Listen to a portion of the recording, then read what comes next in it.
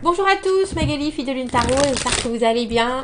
Nous voici là pour le message de Super Vous. Nous voici là pour le message de Futur Vous. On va aller voir ce qu'il a besoin de vous dire, ce que dans votre situation vous devriez, j'ai envie de vous dire, réussir à voir, mais dans la confusion du moment, c'est un peu compliqué.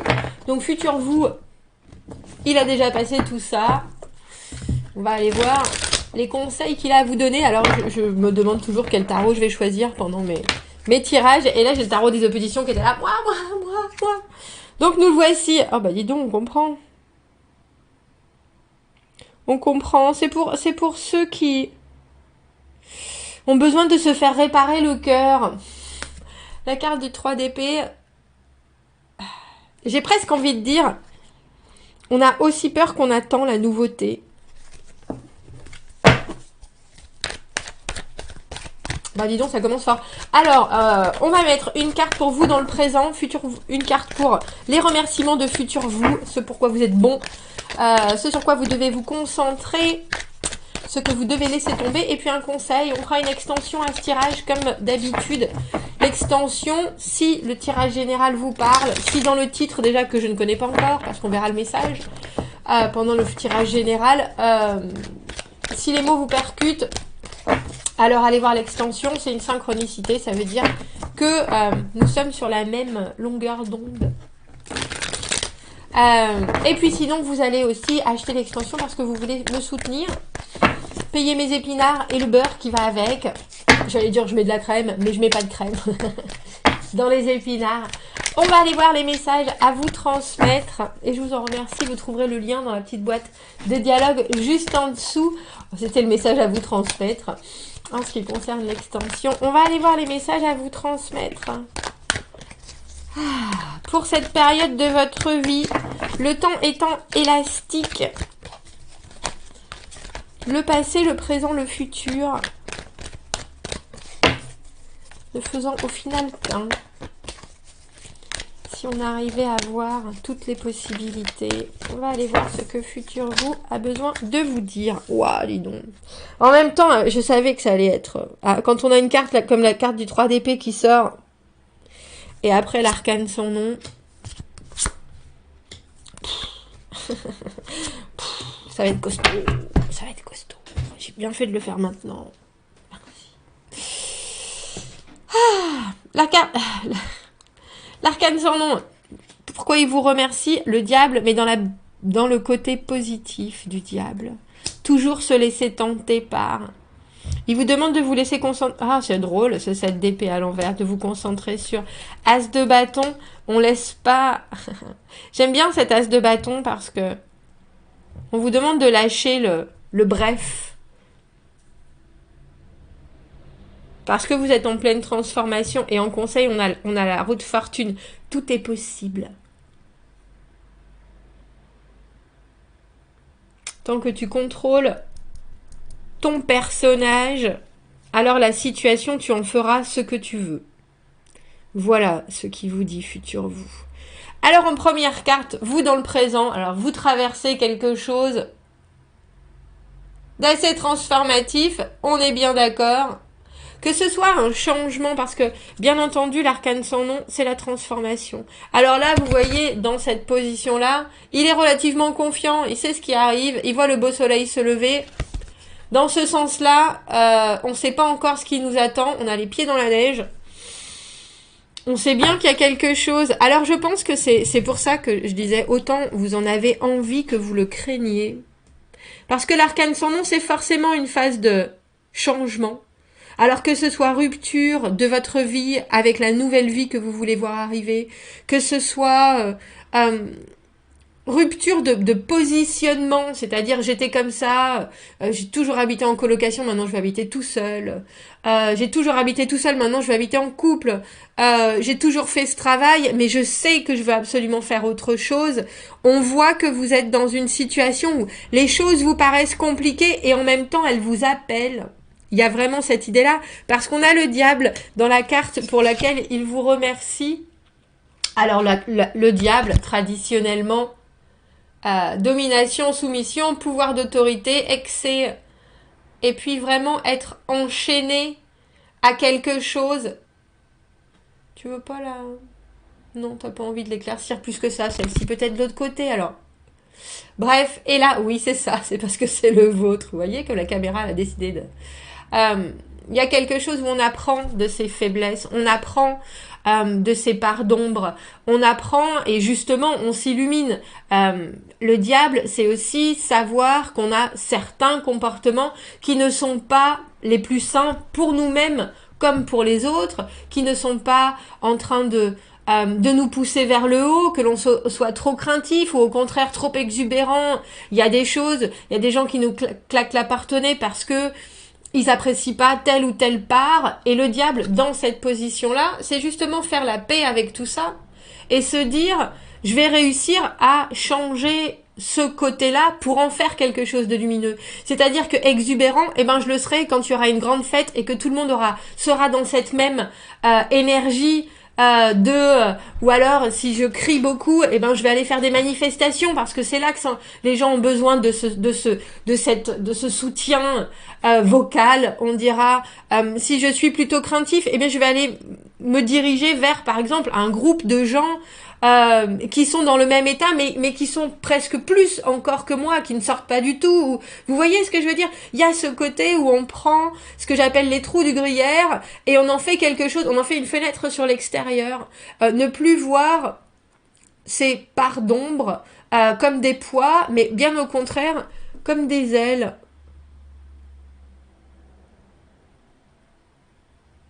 Comme si vous êtes très organisé, alors vous le serez, mais comme il faut, pour prévoir exactement le week-end rêvé avec la petite copine de votre fils, parce qu'elle sort jamais, et qu'elle a jamais été en forêt, par exemple, et vous allez organiser, mais vous allez faire ça tellement aux petits oignons qu'elle s'en rappellera toute sa vie. Vous voyez ce que je veux dire? Il y a cette idée de pousser au maximum ce qui parfois peut être problématique pour le bien de tous. Il y a quelque chose de très... j'ai envie de dire humaniste, avec cette carte du diable et ce côté du diable. Et voilà ce pourquoi Futur vous remercie. Donc il y a quelque chose, il y a un changement par rapport à ce tirage, par rapport à ce message, qui est inévitable. Il y a un passage pour vous, même si ça vous fait peur, même si ça vous angoisse, même si ça vous rappelle des choses. Il y a forcément, en plus avec cette roue de fortune qui est en général les cycles, se remettre dans la dynamique de la vie, comprendre qu'il y a bien des choses qui passent, mais qu'il faut les laisser passer sans... J'ai cette image de quelqu'un de décapité qui court après sa tête pour la prendre sous son bras et pas se laisser partir. Il y a quelque chose vraiment... que vous avez besoin, alors j'ai envie de dire d'affronter, que ce soit l'une de plus vos grandes peurs ou quelque chose qui vous a vraiment heurté, parce que l'arcane sans nom, qu'ils appellent tout simplement la mort, hein, dans ce jeu-là, c'est parce qu'il y a une fin et qu'il y a toujours un nouveau début. Il y a quelque chose d'incessant dans le processus, mais dans cette partie-là, on a les chocottes quand même. Le changement, on l'accueille pas facilement. C'est quelque chose qui est effrayant. Même si on sait que c'est bénéfique, il y a quand même des choses qui nous retiennent. Il y a quand même, on n'est pas, j'ai envie de dire, on n'a pas cette légèreté qu'on voudrait avoir quand il y a des nouvelles choses qui se proposent à nous ou juste des nouveaux cycles de vie. On est vraiment, alors j'ai envie de dire tétanisé parce que quand on a trop froid, on peut rester un peu paralysé. Mais il y a quand même cette idée, bien entendu, que il y a de la lumière quelque part et on voit que vous êtes en train de le voir. Alors, est-ce que c'est parce que justement vous avez médité ou vous avez réfléchi sur certains côtés de votre vie, sur certains comportements, sur certaines situations qui vous ont amené là où vous êtes actuellement et avec ce nouveau passage, vous êtes en train de faire les conclusions de tout ça en vous disant, il y a forcément des choses qu'il faut que je garde chez moi, il y a forcément d'autres qu'il faut que je tempère ou alors que j'apprenne à mieux les gérer. On voit qu'il y a un vrai travail. Avec le 7 d'épée, alors j'aime bien cette carte parce que il vous demande de vous concentrer sur le 7 d'épée dans cette position-là. Et le 7 d'épée, c'est quelque chose qui est entre qu'est-ce que je dois exprimer et qu'est-ce que je dois garder pour moi. Qu'est-ce qui est important que j'arrive à comparer avec le monde autour, mais aussi avec l'influence et l'impact quelque part du monde autour, et qu'est-ce que je dois finalement laisser de côté parce que personne ne doit savoir. On le fait rarement, mais on va quand même éclaircir cette carte du 7 d'épée. Parce que vous voyez, dans le 7 d'épée, et j'aime bien le tarot des oppositions, parce qu'on a trois épées en haut, et une moitié qui est rouillée, et on a 3 épées en bas, et une moitié qui est pas rouillée, justement. Le 3 d'épée, comme cette carte qui est tombée tout à l'heure, c'était celle-ci. C'est la carte du cœur brisé, mais c'est aussi la carte des décisions qui sont là pour trancher. Qu'est-ce que ça va apporter après? Mais le 4 d'épée, c'est la purge. Le 4 d'épée, c'est accepter que les décisions ont été prises et pouvoir enfin s'en débarrasser quelque part. Et là, on a l'impression que vous êtes à 3,5.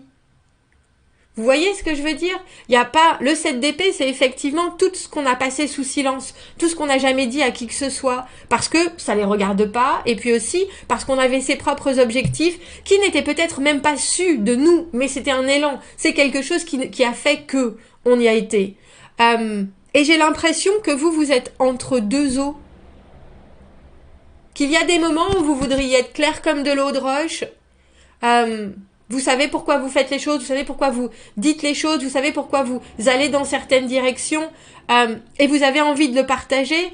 Et il y a certains moments où vous vous sentez complètement enchaîné à d'autres choses. Du coup, il y a certaines choses que vous voulez pas partager. Est-ce que parce que ça vous enchaînerait encore plus? Est-ce que parce que vous vous êtes pas encore déchaîné, littéralement, vous n'avez pas encore réussi à briser vos chaînes? Je trouve ça très intéressant qu'il vous demande de vous concentrer là-dessus. Parce que, vous voyez, ce qui ne vous appartient plus, ce qui vous enchaîne, c'est vieux, c'est rouillé, c'est moche, il n'y a plus besoin de tout ça. Mais c'est aussi un fonctionnement de pensée qui est parfois très centré sur soi, le 7 d'épée. On a des objectifs et c'est pour soi. On veut pas savoir ce qui se passe autour, on veut pas savoir ce que ça crée autour. Et c'est pas qu'on veut pas le savoir, c'est qu'on en a cure. Mais d'une certaine manière, on a l'impression là que vous êtes obligé, si vous voulez passer cette étape-là, de la mort, de la transformation, vous allez être obligé d'échanger. Alors j'ai envie de dire vos pensées avec les autres, mais aussi de vous sortir complètement de cette idée de je peux ou je ne peux pas dire.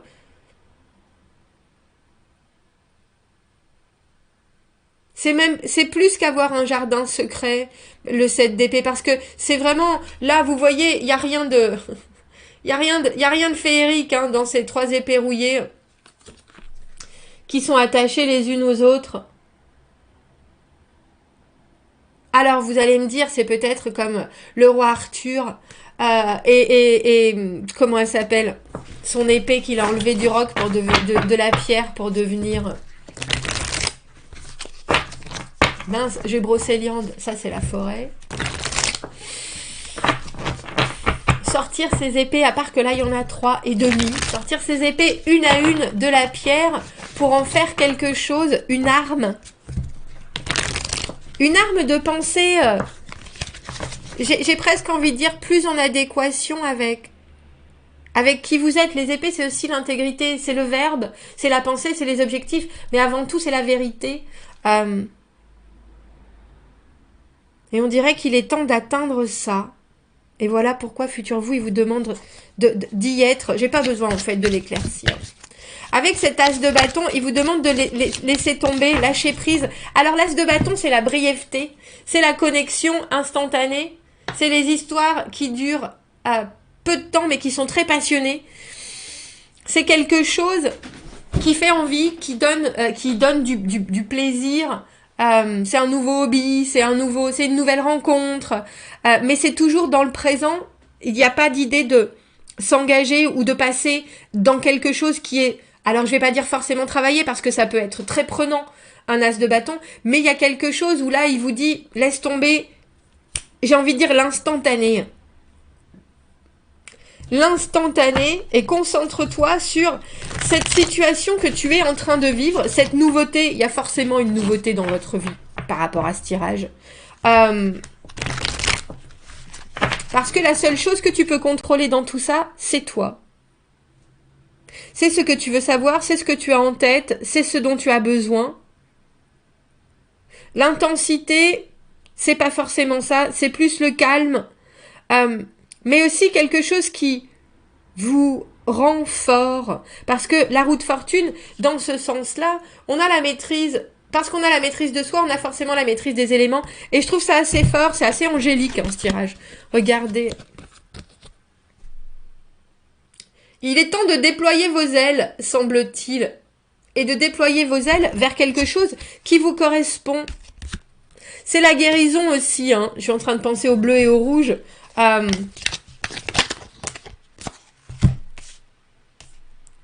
On a le 3 de coupe et le jugement à l'envers. Les amitiés qui devraient peut-être tourner à autre chose, mais pas cette fois-ci. Le 3 de coupe, les énergies communicantes, quelque chose qui vous convient, qui vous fait du bien. Il n'y a pas de jugement, il n'y a pas de critique, il n'y a pas de... C'est quelque chose qui coule comme de l'eau de roche. Et le jugement à l'envers, c'est se dire, je veux revenir. Et là, on est forcé de parler de cycle. Donc, vous vous retrouvez dans une situation, peut-être que vous avez déjà vécu, mais vous voulez la vivre différemment. Et on voit que futur vous, il est en train de vous pousser à ça. J'ai presque envie de dire à être peut-être plus proche de ce que vous voulez vraiment, plutôt que de juste surfer sur la vague.